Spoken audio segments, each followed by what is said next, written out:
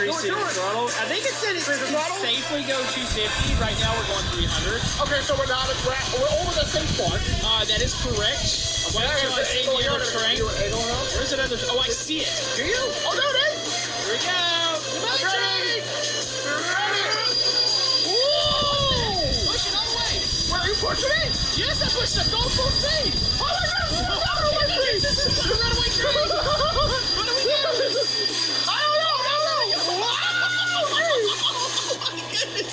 Hey, we're going back to the terminal. We're going back to outer space. Well, we got the other train out of the way, did we not? We did, and we got to fly. Wait a minute. Are you telling me trains fly now? Not normally, but do we have parachutes in here, by the way? Oh. What do you mean you'll know? I already packed collectibles. I think we should Look have at packed that, more find than- out. Oh. Okay, don't get on your trap. Don't get on your trap. Yeah, we're definitely going back down. We look like a comet. If a train actually hit Earth like this, it would do a lot of damage.